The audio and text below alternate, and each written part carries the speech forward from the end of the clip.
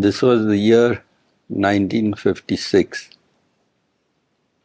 I was I was in Pune working in an insurance company, and uh, Baba was in Satara. Uh, and as I'd said last time also, it was the period just before the second accident. And Baba was extremely busy, as it were in a tearing hurry to finish all his traveling activities, contacting mass, going all over the country, hectic tours, night and day, fasting, making the monthly fast, and so on.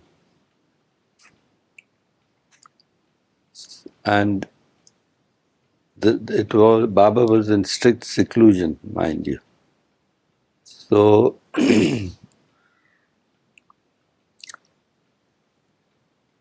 and in the strict seclusion, Baba let it be known that he was opening up a window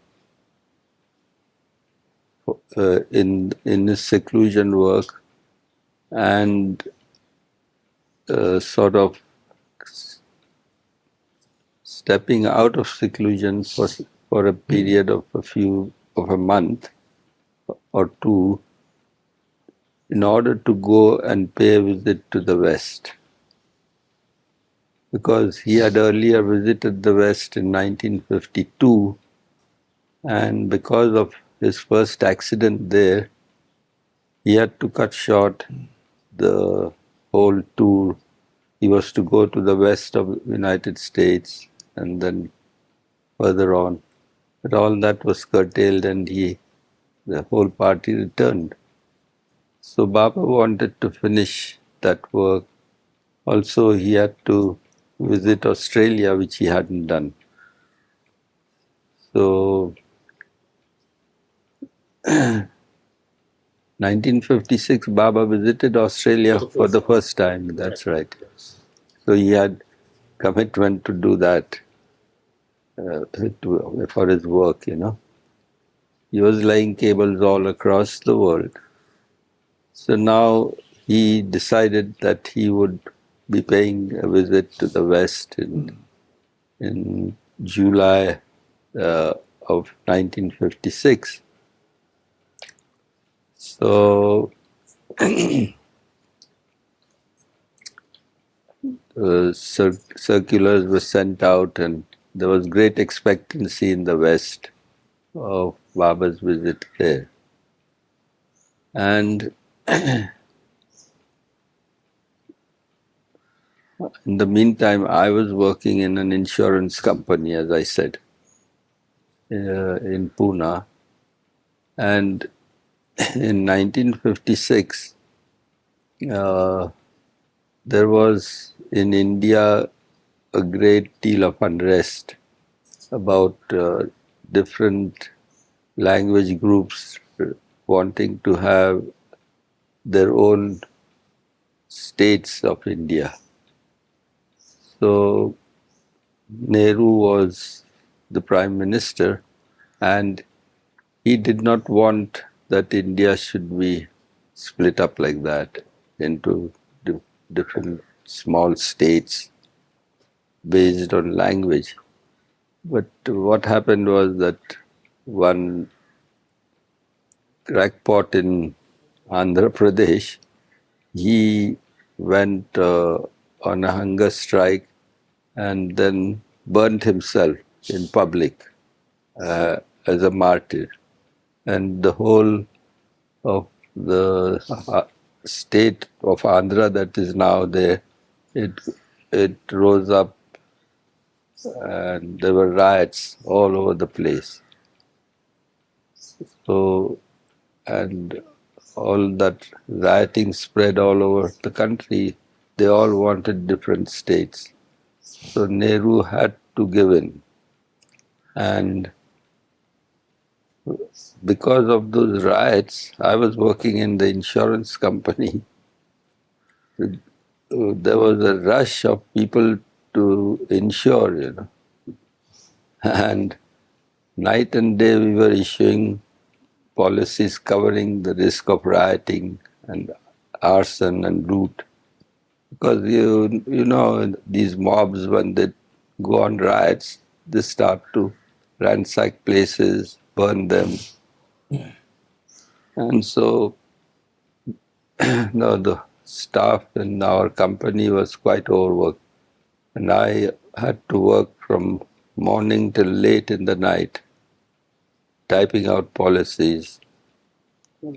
So in those days, we were never paid any overtime or anything. We just had to finish the work, and insurance, you had to be very prompt about it. So eventually it told on my health, and I began to have blank spells. I suddenly would blank out. And so my colleagues found me blanked out like that and took me home. And the news reached Baba. So he sent word that Merwan should take a leave for a month and come to Mirazar. Baba himself also was terribly overworked, as I was telling you. And he had decided to come to Mirazar from Satara for a month's so-called rest. So Baba tells Erash to go and fetch me from Bindra house. So Erash came over and told me to get ready. So from the order from the Lord, so I got ready and we both came over to Mirazar. And Abba was here already when I arrived. He had come from Satara and he wanted to sort of recuperate a little from the hectic work schedule that he was doing in Satara prior to going to the West. So that is when I came here to Mehrazad for the first time, and Baba asked me to stay in the room that I'm occupying now, just opposite Erech's cabin.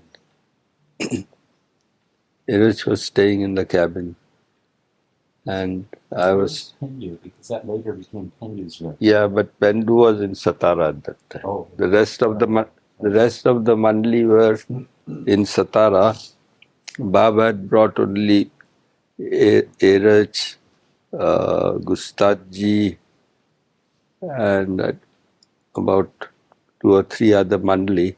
The rest had to remain in Satara, in the ashram there at Rosewood.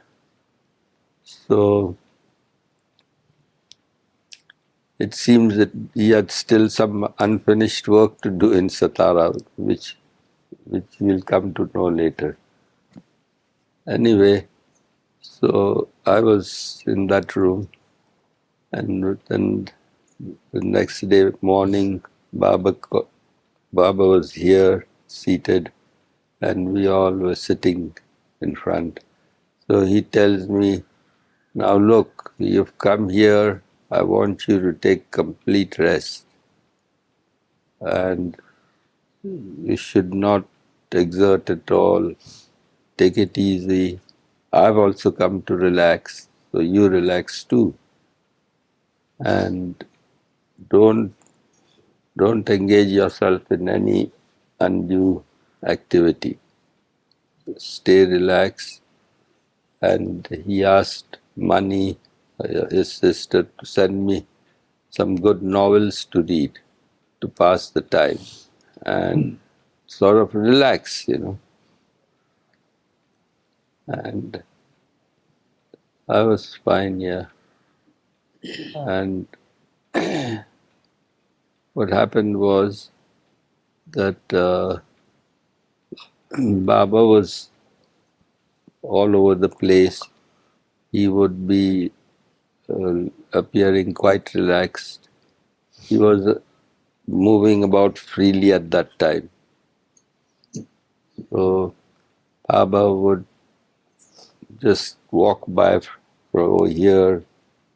I was standing one day outside and he happened to pass by and he called me and he tells me, "You have big ears. Make good use of them." So I said, "Yes, Baba." So listen from one ear and let it go off the other. That's all he said. I just said yes and walked away. He walked away then, little realizing what he had said. Yeah. Just a casual remark. Listen from one ear and let it go off the other. I suppose it meant I suppose it meant that you should not gossip about things. That hearing people say things is fine, but don't repeat these to others. Don't slander others. Yeah, that's the message. To be an observer and just listen to things going around you, but don't indulge in such activities. It wastes your time to talk about other people and gossip. Just be a listener. That's the message. Anyway, so just showing you how Baba was just all around the place. So I would relax and I was reading a novel. One novel was Kon-Tiki. It was a very famous explorer of, I think, Swedish origin. Norwegian, I think. Norwegian, yeah. I forget his name now. Thor Heyerdahl. That's right, Heyerdahl. So Baba says, read that novel. It's very good. You'll like it. So I would be reading, and every day would say, "Have you read? How far you've come?" He would want to know how much I was reading. Yeah. So I was passing time like that, and so now what was happening was that Baba one day calls Eraj and tells him that, look, we are to go to the West now. That was Eraj's first trip to the West, mind you, because he had declined to go with Baba in 1952 and he regretted that decision. As you all know why, because when Baba left and Baba wanted him to come with him and he didn't go, so Baba said, all right, now you and Pendu go and tour the whole of India and spread my message of love and truth here. So which was even much more worse than what he first tried to avoid, because after the new life, he felt very devastated. His whole body was a nervous wreck and he felt completely shattered. And that's why he had declined to go with Baba in the earlier visit. But now, when Baba said, now you have to come to the West with me, he never protested. He said, yes, Baba. And so Baba tells him, now that we are going to the West, take out some old unpublished discourses of mine and from those select some good messages, some good passages as messages for being delivered when I go there. So he said, yes, Baba. And then Iraj came away and he looked through old records, and there were old files of Dr. Deshmukh where he had typed out many discourses that Baba would give in the old times, which have not been published so far. The discourses that are out in the world are just a fragment of what he used to give out in the early days. There's so much more lying in the archive that if all that would be published, there would be a whole library of it, I think. Yeah. Anyway, so he brought out one file which had some of these old time discourses. So, and one day as I was reading my novels or just passing time like that, he says, look, Merwan, you're quite free now, so help me in doing this. I'm very busy right now. Because at that time, God Speaks had been recently published, and Ivy Deuce was, there was a lot of questions being asked all over the world. What is this about the perfect masters and this and that? So they wanted more clarifications. So Iraj was busy replying to all that, and besides that, he had to attend to correspondence with the West and all the hectic preparations that were going on. He had to make ready to go to the West. So he says, look, I'm very busy. You do one thing. You select out good pithy messages from these old discourses and type them out. So I said, fine. But then he went away giving that file to me. So then I started to look at it, and the beautiful things that Baba had given out, and I began to select passages. And then I came to Iraj and said, Iraj, there's so much there. I don't know what I should leave out, and it wouldn't be fair for me to select. He says, do something. Now I have no time. Select good passages that you feel like and start doing it. Don't keep coming and asking me things. I have no time. So I said, fine. And then I began to mark out these passages which I felt were really very strong and very, very powerful, and began to just make markings. Then he would come after a few days and said, have you done something or not? There's not much time. So don't just fool about. So I said, yes, yes. So what have you typed? I said, I haven't typed anything. Said, why? I said, I'm marking them out right now, and then I'll type them out.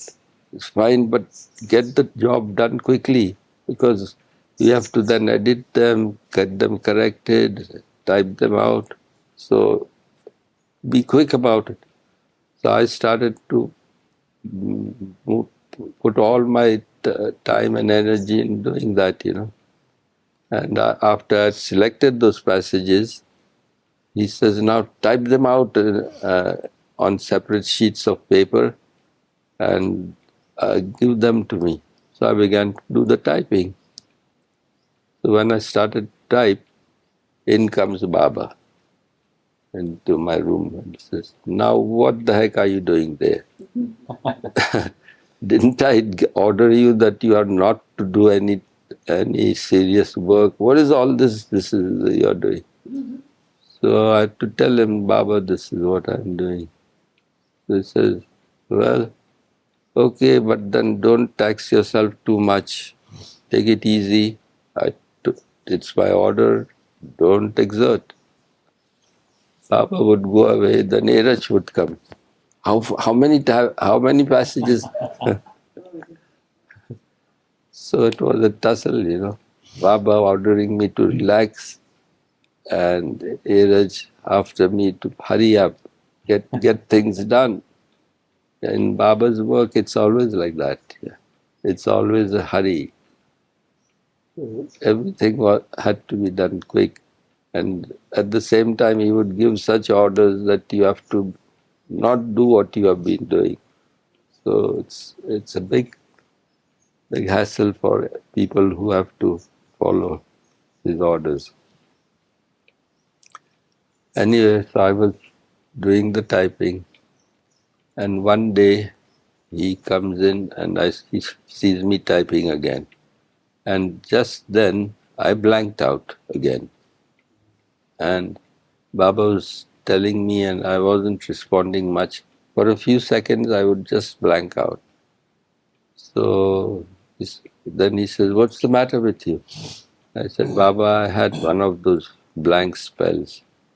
"Well, you see, you're not obeying me, and this is the result. Did I not tell you not to exert too much? Why are you doing this? Why aren't you obeying me?" I said, "Baba, Neeraj wants them fast. Are you going to obey me or not? Now go and call Gustaji." So I went and called Gustaji. And Baba said, "Now bless Merwan that he shouldn't have these spells again." So I put my head down there, and Gustaji put his hand on my head, and he was observing silence, so it was a gesture of blessing in silence. And now Baba says, "Now that he has blessed you, you'll be all right. But give him something in return for all the work that he has done." So he noticed a piece of cheese that Najamai would send me specially for me at breakfast. So Baba said, "Give him that cheese. He likes cheese very much." So I gave him that block of cheese, and Gustaji was delighted. So he went off with the piece of cheese. Like my cousin, he likes cheese too much. Anyway, so then Baba says, "Now you do the work, but don't strain too much. You follow?" I said, "Yes, Baba." And then he left, and I had to start doing it. Neeraj comes again and says, "Come on now, hurry." So eventually, I got all these things typed out. Fortunately, there were no further episodes with me, and I could finish typing out all that I had marked out. And when that was done, Neeraj, I gave the bunch to Neeraj, and I said, "Just have a look. How do you feel about it?" "Oh," he says, "I'll see it. Don't worry." And then he collected all of them, and he began to read them to Baba. And Baba seemed to like them very much. He said, "They are fine." So then Baba said, "Send them to Mani for editing." So the bunch of messages were sent to Mani for corrections and a little editing of the language. Because as you know, Deshmukh's language was a little bombastic and on the high side, so it needed to be simplified and put in proper English.